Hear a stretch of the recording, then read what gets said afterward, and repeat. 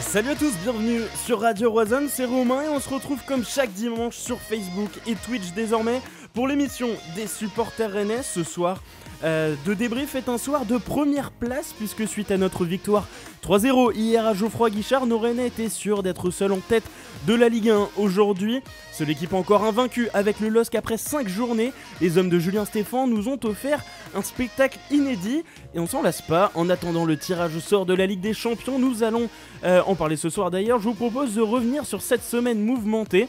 Avec le départ d'Edouard Mendy, nous évoquerons son possible successeur, Alfred Gomis, avec un membre du Dijon Show avec nous au téléphone. Vous l'aurez compris, nous aurons encore un programme très chargé dans ce débrief. Et pour en parler avec moi, présent à chaque émission, j'introduis Arthur, le co-anime. Bonsoir à toutes et à tous, bienvenue pour cette nouvelle émission exceptionnelle parce qu'on est ce soir premier et bel et bien premier avec 2 points d'avance sur Lille.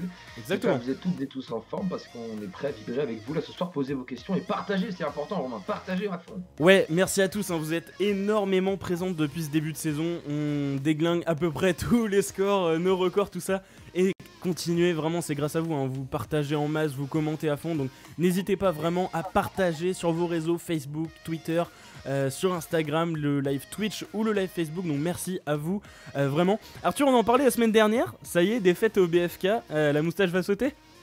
Non, elle ne sautera pas, et ça fait longtemps que j'avais pas perdu, mais la moustache, et en fait je pense que c'est plus gros que ça vaut, non mais ça vaut même pas une défaite, je pense que si jamais on gagne un titre, Inch'Allah, bon bah ça, vous allez pouvoir admirer la moustache d'Arthur, quelques débriefs encore.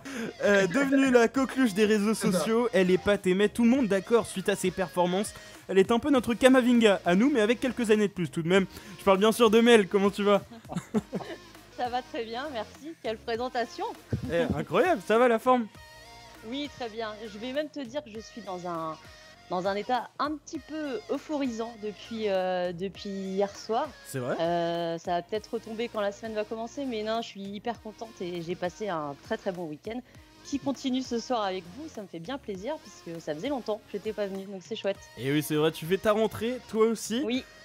Lui aussi a quelques années de plus que Eduardo Camavinga, expatrié plusieurs années en Chine, il est revenu plus fort que jamais. Et non, je ne parle pas de Cheikh Mbengue ou de Stéphane Mbia, mes hommages messieurs, mais bien de Julien, notre chroniqueur qui fait sa rentrée ce soir. Salut Julien. Salut Romain, bonsoir à toutes et à tous. Ça va la forme aussi ? Ça va très bien, je suis prêt, on est dedans. Parfait, et enfin il fait sa deuxième émission de la saison de ce soir, en forme comme d'habitude, il n'attendait que le dimanche soir pour débriefer. Toujours soin et un peu faillot sur les bords, il est notre Habib Bey à nous. Salut Léo. Salut Romain, faillot sur les bords, j'adore. Toujours un plaisir d'être parmi vous et ravi de faire ma deuxième d'affilée avec Radio Roison et hâte qu'on puisse discuter tous ensemble de cette dernière performance rennaise et puis de ce qui arrive par la suite. En rouge et noir, j'exilerai ma peur. Salut Sly. Non, Romain, tu chantes. Ah non, ça c'est pour Thomas qui va faire qui doit faire son bisutage. C'est pas pour moi ça.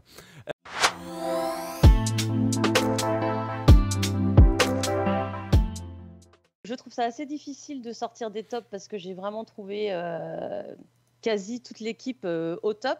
Ouais. Mais je vais dire Romain Salin parce qu'on le met pas non plus très souvent en lumière. Et puis pour le coup, il va peut-être plus être titulaire prochainement dans les cages de Rennes. Donc je vais dire Romain Salin pour ses anticipations, ses sorties en dehors de sa surface. J'ai trouvé ça vraiment très bien et puis il a beaucoup apporté.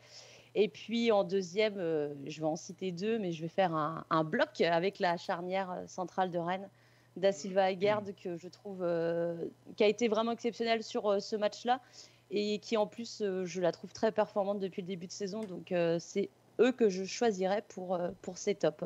Exactement comme Mel. Absolument pareil, Romain Salin, très bonne lecture de jeu. Puis l'axe Da Silva Aguerd qui a été juste imprenable, un mur tout simplement. Okay. Et puis en flop, du coup, Martin Terrier, un petit peu plus en difficulté offensivement, mais il faut trouver les flops quand même. Voilà, Martin Terrier, je le mets en flop, mais c'est pas non plus à la vue de sa performance. Il a beaucoup combattu, il a été bien présent, il a fait des efforts. Malheureusement, on sent qu'il y a un manque d'automatisme. mais ça va venir. Et puis sinon, après, Amari Traoré en difficulté dans son couloir gauche, à la place de Mawassa et de Truffert. Est-ce que c'est vraiment surprenant ?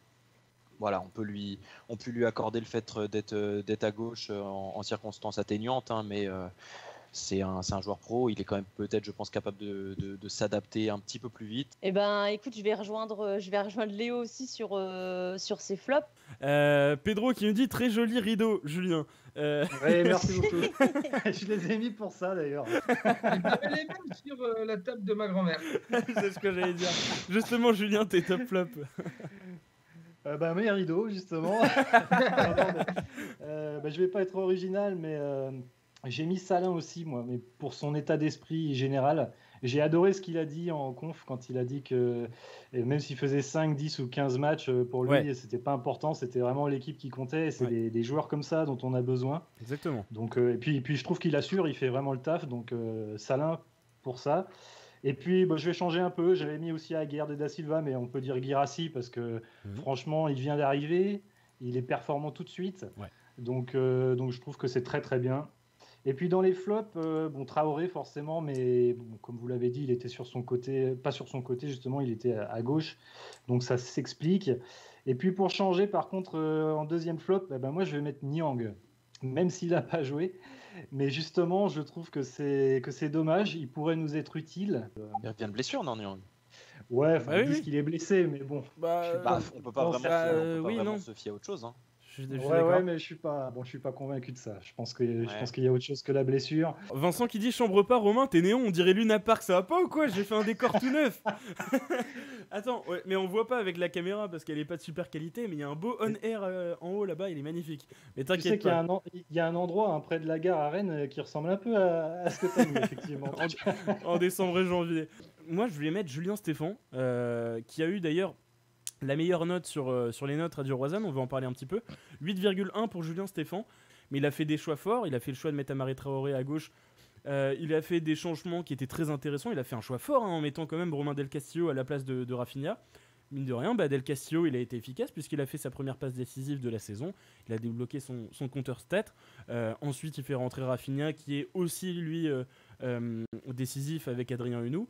Pour moi, ce coaching de Julien Stéphan est aussi très très bon. Moi, en top, Salin, c'était une obligation sur le match d'hier, mais on oublie peut-être de préciser Del Castillo. Je suis d'accord. J'ai énormément regardé son match parce que c'est vrai qu'on a tout le temps l'habitude de le voir en remplacement, mais là, il avait cette place de titulaire. C'était pour moi, j'ai vraiment fait une fixette sur lui, sur beaucoup d'actions, sur beaucoup de ses déplacements. Del Castillo, petit à petit, c'est le joueur qui, pour moi, sous l'ère Stéphan, connaît une des plus grandes progressions. Au final, il s'avère qu'aujourd'hui, il vient un petit peu bousculer Rafinha ce début de saison. Après, en flop, on est tous d'accord sur le fait que Traoré était un petit peu en dessous, mais c'est pardonnable. Moz qui nous dit Top Nzonzi, depuis qu'il court, il est énorme. Oui, c'est sûr que ça peut aider. Ça peut aider. Mais hier, quand on le regardait sur ton deuxième mi-temps, dans un fauteuil, mais on ne l'a pas vu courir tant que ça. Et puis physiquement, à un moment, je ne sais pas si vous avez remarqué, mais il reçoit le ballon, il y a un Stéphanois qui court dessus, qui vient le presser, lui, il fait sa passe tranquille et le Stéphanois se heurte à lui. Et il tombe tout seul et Nzonzi continue comme si c'était un chaton qu'il avait touché, quoi. Et ça, je trouvais aussi que physiquement, il en impose et pour le bouger, comme Guirassy, pour le bouger, il faut y aller, mais Nzonzi aussi. Ouais.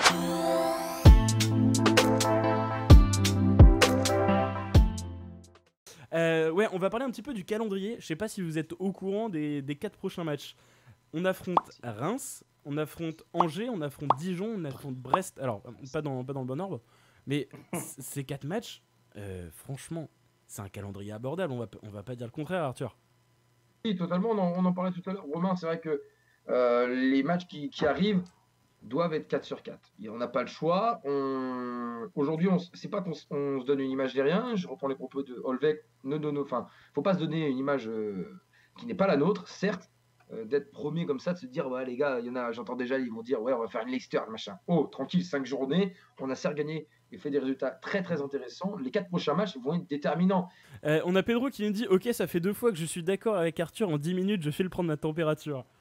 Ah non, Pedro, c'est normal. Mel, ce calendrier plutôt avantageux, on va pas se mentir, on peut toujours être invaincu avant d'affronter Paris, le 5e match. Ouais, alors après, j'avoue que j'aurais préféré que Reims continue son petit parcours en Europa League.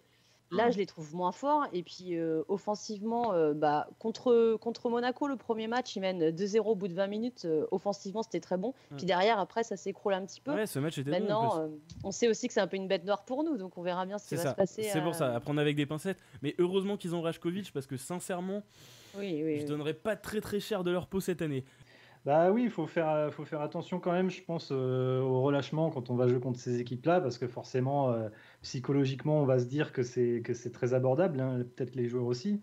Mais non, mais il faut faire attention parce qu'ils ne vont pas jouer comme les équipes qu'on a jouées jusqu'à présent. Ça va peut-être. J'ai regardé, hein, toutes ces équipes-là jouent souvent en 4-2-3-1. Ça joue beaucoup le contre. On ne sait jamais ce qui peut arriver. Et c'est pas parce qu'on va faire une contre-performance non plus, par exemple contre Dijon, qu'il faudra tout remettre en question. Ça peut arriver aussi, mais il faut prendre ça sérieusement. C'est Pierre Ménès d'ailleurs qui a fait une remarque assez, j'ai trouvé pertinente hier soir au CFC, où il dit justement que si on a un tirage qui est littéralement injouable, on pourrait se retrouver à pourquoi pas jouer les vrais coups en championnat, parce que Stéphane pourrait profiter un petit peu. Pas certain qu'on brade la Ligue des Champions, même si on affronte des top clubs. Je suis d'accord, mais tu abordes les matchs quand même différemment quand tu sais si tu peux jouer éventuellement même une 3e place qui pourrait te faire rebasculer en Ligue Europa, ou si tu sais pertinemment que tu as très peu de chances d'aller taper la 3e. Ouais. Le seul truc totalement d'accord. Pourtant le mental pourrait jouer. Mesdames, messieurs, nous avons un don, c'est la musique du don, la musique de la Ligue des Champions. Merci à PA qui nous dit vous êtes beaux les copains, je vous écoute, faites pas les cons. Merci à toi PA qui nous a malheureusement quitté cette saison. Gros bisous à toi, merci PA pour ce don qui fait très plaisir. Merci. Donc je pense que si on sort de ces matchs-là avec au moins 9 points sur les 12, au moins 9, voire 10, là on pourra vraiment se dire qu'il y a quelque chose. Donc moi j'aimais juste une réserve, pourquoi pas sur Brest, et à la limite pour les superstitieux pour Reims à domicile, quoi, parce que on va dire que c'est la défaite annuelle. Mais sinon c'est la défaite annuelle.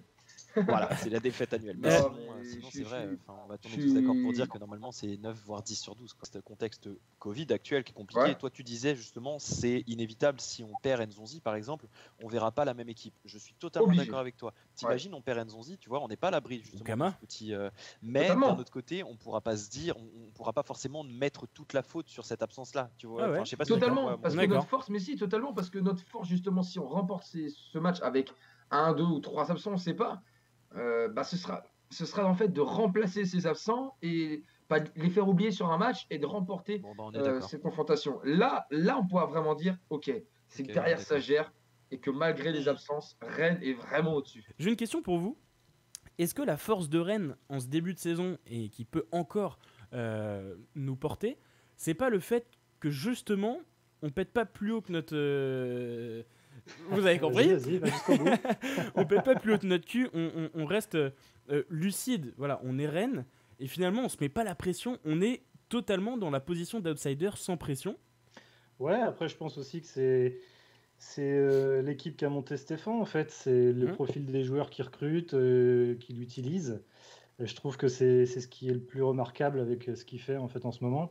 Ça me fait penser un peu, alors toute proportion gardée bien sûr, mais le Porto de Mourinho. Il y a très longtemps. Alors oui, mais je sais bien. T'es vieux toi, Julien, quoi. Oui, c'est vrai, on avait oublié. Vous étiez tout juste né. Mon histoire commence en 1900 Tirli 2. Fallait qu'on dise Tirli parce que le Kaiser nous avait volé le mot vin. Vous étiez tout juste né, je pense, en 2003, effectivement. Mais oui, c'est... Oh là là, vas-y, papy. Oh, ça suffit. Non, mais on respecte les anciens, monsieur. Non, mais c'est... Lui, dans le il va dire c'est une gueule cassée, quoi, s'il te plaît. Non, mais juste toute proportion gardée, Mourinho, il avait repris Porto qui était à la rue à cette époque-là, et il avait pris des joueurs qui étaient locaux ou avec une psychologie vraiment agressive, tu vois, les mecs qui se donnaient à fond, quoi. Et grâce à ça, il n'avait pas de stars, en fait. Il n'a pas recruté de stars. Et grâce à ça, ils sont allés très haut. Ils étaient invaincus chez eux, et même en Ligue des Champions. Et ils ont gagné la Ligue des Champions contre Monaco. Et c'est comme ça qu'il s'est fait connaître, et c'est comme ça qu'il recrute tout le temps, Mourinho.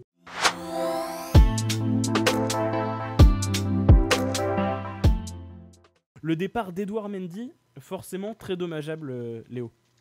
Forcément très dommageable, mais je vais résumer le fond de ma pensée très rapidement. 24 plus 6 millions, avec Mathieu Botté, on l'emmène tous les deux à la gare SNCF.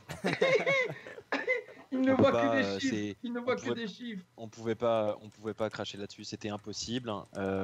Et enfin retirer ce prix-là d'un joueur comme Mendy qui a effectué une demi-saison avec Rennes, c'est pour moi inespéré. On a le joueur certes, on a l'homme aussi qui était vice-capitaine du coup. Par là contre, en ce début de saison. C'est dommageable sur l'homme. Voilà. Ça, je suis totalement d'accord. On va parler un petit peu de son successeur parce que sinon on va durer assez longtemps. Pour cela, on accueille Maxime du Dijon Show. Salut à toi. Salut à tous. Salut Maxime. Ça va l'enfant ? Bienvenue sur Radio Rosanne. Merci pour l'invitation. Alors donc pour te présenter un petit peu, tu es donc chroniqueur et tu t'occupes en fait des réseaux du Dijon Show. Donc vous faites un petit peu comme nous, vous débriefez les matchs et puis vous publiez un petit peu toute l'actualité finalement autour du club sur vos réseaux. C'est ça, donc on a lancé notre émission Twitch cet été. Ouais. Donc on fait des débriefs ou des avant-matchs selon un peu nos disponibilités, on se prend pas trop la tête. On fait ça tranquille. Est-ce que pour toi, ce serait une bonne opération pour Rennes de recruter Alfred Gomis ? Je parle bien du point de vue de Rennes. Et ensuite, du côté de Dijon, voilà, quelle perte ce serait ? On parle de 16 millions d'ailleurs. Pour moi, 16 millions, c'est le juste prix pour Gomis. C'est un joueur qui vient tout juste de prolonger. Donc, il a prolongé il y a 3 semaines, il me semble, jusqu'en 2024. Oui. Donc, voilà, c'est pour ça que le prix peut paraître assez élevé. Mais au-delà de tout ça, c'est un joueur qui a beaucoup de talent.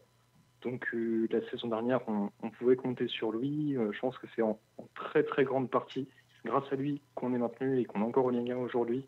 Et oui, donc c'est un excellent joueur. Je pense que vous ne perdez pas au change par rapport à Mendy. Alfred Gomis, c'était la doublure de Mendy à la dernière Coupe d'Afrique. D'ailleurs, Mendy s'était blessé au tout dernier match à la finale et Gomis l'avait remplacé pour ce match. J'avais une question sur Gomis, justement. Parce que tu dis qu'on ne perd pas au change, peut-être on ne perd pas au change sur le côté Ligue 1, mais est-ce que tu penses qu'un garçon comme Gomis peut atteindre les exigences qu'il y a au niveau européen ? Je ne sais pas, je ne pourrais pas trop me prononcer sur ce qu'il pourrait apporter dans un match de très haut niveau, parce que pour le moment on ne l'a pas vu, on l'a vu que sur des matchs où il y avait déjà beaucoup de tension, parce qu'on jouait pour le maintien. Mais ouais, il y a d'autres exigences sur le très haut niveau. Je pense qu'il peut s'adapter, oui, il s'est adapté à un nouveau championnat, il s'est adapté au très gros match durant la Coupe d'Afrique. Je pense qu'il pourrait aussi s'adapter au très haut niveau comme la Ligue des Champions. Ouais. On a Pierre dans les commentaires qui nous demande quels sont les points forts et faibles de Gomis selon toi. Les points forts, il y en a beaucoup. Les points faibles, j'ai réfléchi, mais j'ai eu du mal à les trouver. Non, en vrai, les points faibles, je pense qu'il peut s'améliorer sur le jeu au pied. Ouais, effectivement. C'est pas son. On a vu mieux à Dijon, on a vu avec Benjamin Lecomte qu'on avait un très bon gardien qui jouait très bien au pied et ça s'est confirmé ensuite à Monaco. Mais ouais, Gomis est très très bon sur sa ligne et il n'a jamais vraiment prouvé une grande qualité de jeu au pied. Il a commencé, donc là, il a fait son début de saison, 4 matchs, il a quand même pris 8 pions. Et l'année dernière, c'était une saison quand même assez compliquée. Bon. Mais sur les 19 matchs de jouer, Gomis a quand même pris 20 buts, donc plus d'1 but par match. Il y a un petit peu des deux. On est en position de force par rapport à vous dans la négociation. Donc clairement, on peut faire monter le prix à 2 ou 3 millions d'euros. Mais aussi, par les performances, je pense que c'est justifié parce que c'est vrai qu'il a pris beaucoup de buts, mais c'est d'un côté à peu près pareil que Aguerd, où Aguerd, on a vu un joueur très prometteur, mais qui affichait des lacunes parce que le collectif ne suivait pas. C'est-à-dire qu'on avait une défense très friable et c'est pour ça que Gomis a pris quelques buts. Je pense que Aguerd performe aujourd'hui chez vous parce que vous êtes plus solide collectivement. Et Gomis pourra peut-être performer encore plus parce que vous êtes aussi très solide défensivement et vous prenez moins de tirs. Donc je pense que ça fait monter. Il y a peut-être aussi des taux intermédiaires qui doivent prendre une partie. Donc je pense que ça fait monter le transfert. Alors, désolé messieurs, mais là, je suis pas très bien. C'est quoi ce don? Quoi? C'est peut-être une erreur. Alors, supporter Rennais 35 a fait un don de 1000 euros. De quoi? Oula, il a oublié une virgule peut-être. Alors, oui, ça tombe juste au moment où j'avais fait mon intervention, donc c'est possible. C'est possible que ce soit un don de 1000 euros. Attends, tout ça est relié à mon compte en banque, je vais voir. C'est sûrement le genre de Gomis. Ah, c'est pour Gomis. C'est la prime de signature. C'est fou, on bosse depuis maintenant 4 ans sur ce projet-là. Enfin, la somme de 1 000 €, ce serait juste incroyable. Quoi. Ce qui est dangereux, c'est qu'il va y avoir des mecs après à dire dans les conves derrière, parce qu'ils vous le disent pas en émission, mais après ils vont dire ouais, on n'est pas payé, machin. Mais voilà quoi. Depuis le temps que j'attendais ça, putain. Maxime, je crois que tu nous portes chance là. Maxime, reste avec nous. Ouais, je reviendrai. Tant qu'on est dans les remerciements, on va remercier Maxime aussi parce que ce sont eux nos fournisseurs de moutarde en galets de saucisse devant le stade. Donc merci à vous en tout cas, ça nous fait bien plaisir. Quoi. Merci en tout cas beaucoup à toi Maxime pour ton passage. C'était vraiment hyper intéressant pour nous d'avoir un avis un peu plus expert sur Alfred Gomis. On va pas se mentir, on a déjà vu des performances, quelques matchs. Mais de là à être expert du gardien, non.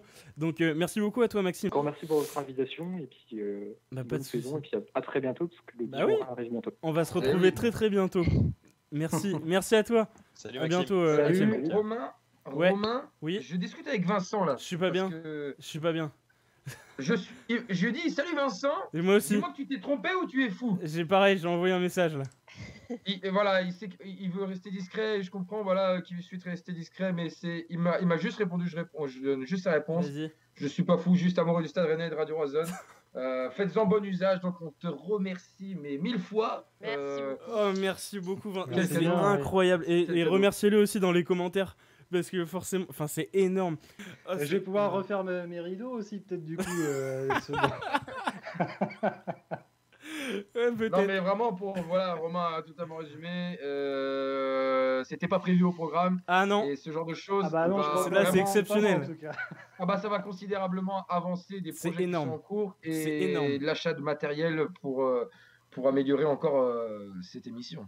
C'est vrai que ça fait 4 ans qu'on est dessus, depuis août 2016 précisément, le 31 août 2016, notre première émission. On a monté cette équipe, on était 7-8 au début, et puis voilà, maintenant on est plus d'une vingtaine autour de l'équipe. On a les chroniqueurs, vous êtes là, on a des rédacs, on a du staff, il y a plein de monde, et c'est vrai que voilà, c'est un travail qui prend énormément de temps, et voilà, maintenant on consacre énormément d'heures à Radio Roison, c'est une passion, on se retrouve tous les dimanches, et ouais, c'est absolument énorme. Donc merci énormément Vincent, c'est incroyable, merci beaucoup.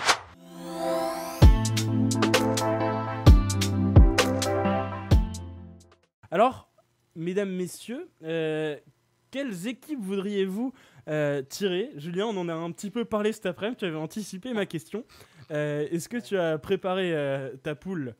Quand on voit le chapeau 1 et le chapeau 2, franchement, ça fait tellement peur. Je me dis que pour le chapeau 1, allez, ce serait bien de ne pas avoir un trop gros. Je serais plus pour le Zénith Saint-Pétersbourg, par exemple. Tu vois ? Je pense qu'on pourrait faire quelque chose contre le Zénith. Petit brave. Voilà. Par contre, il faut quand même qu'on ait un gros club à venir chez nous, quoi. Donc, dans le chapeau d'eau, je prendrais Manchester United. Quand même, un classique. Manchester United, ce serait bien. Et puis, il y a moyen de les taper aussi. Je les sens pas, Manchester. Donc, je serais plus pour ça. Et puis, dans le chapeau 3, écoute, un Italien. Donc, je serais plus pour soit la revanche contre la Lazio, parce que je suis désolé, mais on n'aurait jamais dû perdre là-bas. On aurait dû gagner là-bas. Donc, je veux qu'on se les retape. Ou alors l'Atalanta pour que ça fasse un match quand même assez exceptionnel, je pense. Ce seraient deux bonnes équipes qui jouent. Donc voilà, Zénith, Manchester United et puis Lazio ou Atalanta. Eh bien, écoute, j'avoue que Léo va dire je joue petit bras comme il a dit à Julien, mais moi je serais plutôt partante pour une poule pas trop, avec un niveau pas trop élevé, le plus faible, entre guillemets, oui. Mais possible. Mais pour qu'on ait, pourquoi pas, une chance de se qualifier, de passer, pourquoi pas. Forcément, petit alléchant. Arthur, ça va être le high level d'Arthur. C'est alléchant. Non, mais c'est vrai qu'on a envie de prendre toutes les équipes. Que j'aimerais bien taper l'Inter, évidemment. Arsenal, ce serait génial aussi pour prendre notre revanche, ne pas perdre contre l'UEFA cette fois-ci. Pour la classe, prendre le Real de Madrid et voir Zidane au Stade Rennais, ce serait exceptionnel. Sinon, ça vous fait quoi ? D'avoir gagné la Coupe du Monde ? Non, pas d'avoir gagné la Coupe du Monde, de connaître Zidane. Non, mais je vais pas te taquiner comme j'ai pu taquiner rapidement Julien sur les petits bras, parce qu'en fait, moi, je raisonnais d'une manière, je pense comme beaucoup d'autres supporters avant, c'était, on aurait bien aimé prendre un gros, voilà, forcément. Et je pense qu'on aimerait toujours aussi prendre un gros. Par exemple, on crachera jamais sur une poule avec le Real de Madrid, parce que c'est magnifique, c'est pour l'affiche, c'est pour l'histoire, etc. Mais il y a aussi quelque chose qui joue beaucoup, moi, dans ma tête, c'est le fait que ce soit des matchs à huis clos. Et je me dis que maintenant, étant donné que les matchs sont à huis clos, surtout au stade, dans ce cas-là, quitte à ne pas avoir des affiches exceptionnelles, autant essayer, pourquoi pas, d'aller tenter notre coup face à des équipes moindres que ces géants-là, que sont le Real, que sont le Bayern, que sont l'Inter, et récupérer, on ne sait pas, un Zénith Saint-Pétersbourg, etc. Et pourquoi pas, à minima, ne serait-ce qu'essayer d'accrocher la 3e place pour rebasculer en Europa League. Je serais ravi de pouvoir aller boire une pinte au Delirium pour voir le stade. Les placements de produits, là, on avait dit quoi? Pour les bars, excuse-moi. Pardon. Je serais ravi d'aller au bar de la place des Lys pour justement voir le stade jouer face au Real, quoi. Ou aux Trois Brasseurs, avec qui nous serons partenaires d'ici quelques jours. Les Trois Brasseurs, j'y vais pour manger, donc je dépense plus aux Trois Brasseurs. Depuis toujours, il y a un club que j'adore en dehors de Rennes. C'est le seul club pour lequel j'arrive à trouver un intérêt en dehors des matchs du stade. C'est Chelsea. Donc j'aimerais tellement aller... Qu'est-ce qu'il y a? Qu'est-ce que t'as? Il nous fait une Daniel Riolo, tu vois. Je peux plus. J'en peux plus. C'est fini, toi et moi. C'est fini. Ah mais c'est bon, quoi. À un moment donné, voilà, quoi. Daniel, tu t'assois, Daniel. C'est bon. Chelsea. Voilà, ça y est, Mendy part à Chelsea, fan de Chelsea. Arrête de mytho. Un petit Leipzig, j'aimerais bien, ça pourrait être sympa. C'est une équipe qui est pas mal à jouer. Et puis, à voir. Séville, ça pourrait être pas mal. Je suis pas très fan du Real, mais ouais, pourquoi pas Séville, Chelsea et Leipzig. À voir. Eh bien, merci à tous. Et puis, je vais essayer de me remonter le moral ces jours-ci, parce que c'est vrai qu'avec la Ligue des Champions, qu'on pourra peut-être probablement pas voir, moi, je suis dans un état pas possible, c'est horrible, quoi. C'est vrai. En plus, on critique Merino ce soir, et je vous ai menti, c'est pas ma femme qui les a choisis, c'est moi. Donc, pas aujourd'hui, pas maintenant, après tout ce que tu as fait. Ça va pas être très fort cette fois-ci. Et heureusement, il y a Marco Leptic et tout ça qui me remonte le moral. D'ailleurs, je lui passe un petit coucou parce qu'il... Et passe une petite dédicace, tiens, pour ton podcast, pour ceux qui ne connaissent pas. Ah oui, vous pouvez venir écouter la causerie des Rouges et Noirs si vous voulez, avec Mélanie et moi-même. C'est ce monsieur-là. Voilà, c'est ça, et c'est sur Spotify, Deezer, iTunes, Podcast Addict, et voilà. Donc, mais vous venez écouter si vous voulez. Et voilà, vous avez peut-être entendu parler de ce nouveau podcast. C'est Mel qui est juste en dessous et Julien ici, voilà. Gilbert Grébois, des fois. C'est vrai, il fait des imitations également à ses heures perdues. Donc vous pouvez aller écouter la causerie des Rouges et Noirs. Mel, justement, je te laisse clore cette émission avec un petit mot pour la fin. Eh bien, j'étais bien contente de faire la rentrée. Merci pour les dons, merci à tous les gens qui nous suivent et qui likent et qui partagent. C'est vrai que c'est important et c'est bien qu'il y ait beaucoup de gens comme ça à nous suivre, ça fait vraiment plaisir. Et puis je souhaite à tout le monde une bonne semaine, en espérant en tout cas un tirage pas trop compliqué, on va dire, pour jeudi. Super émission, comme d'habitude, toujours aussi plaisant de discuter avec vous, quels que soient les avis. Ça a été un programme ultra intéressant aujourd'hui, je trouve. Il y a beaucoup de choses très intéressantes à débattre. Et voilà, moi j'ai encore une fois bien pris mon pied et voilà, hâte de pouvoir vous retrouver dans les prochaines semaines pour un programme tout aussi riche et divertissant. Voilà, la semaine qui arrive est assez mouvementée, et c'est une certitude, le tirage au sort et le match face à Reims, donc forcément il y aura du rapprochement, il y aura des coquilles, il y aura des coquinettes, des faufinous, des faufinettes, mais surtout il faudra sortir couvert. Hein. Très important. C'est très important, parce que sinon dans 9 mois ça va être la finale de la Ligue des Champions pour Rennes, et là, bam, baiser. Alors là non, donc faites attention. Merci à tous, et puis on se retrouve très bientôt pour un nouveau débrief. Bonne semaine à vous, salut. Ciao. Salut.